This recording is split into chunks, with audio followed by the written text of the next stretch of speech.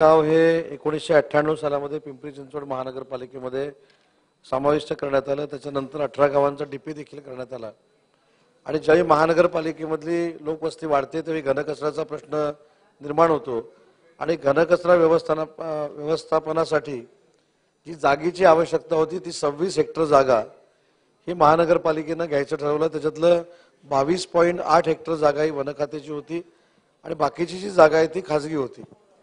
परंतु खाजगी देत असताना जी 22.8 हेक्टर जागा आहे ही वन खात्याची, त्या ठिकाणी घनकचरा करताना वन खात्यानं एक अट घातलेली होती की अशी पर्यायी जागा त्यांना उपलब्ध करून द्यावी।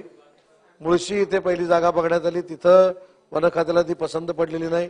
त्याच्यानंतर चंद्रपूरला जागा दाखवण्यात आली। प्रशासनाचा उद्देश एकच होता की घनकचरा प्रकल्प हा या संपूर्ण महानगरपालिकेमध्ये झाला पाहिजे, तिथल्या नागरिकांना घनकचऱ्याची सुविधा उपलब्ध झाली पाहिजे।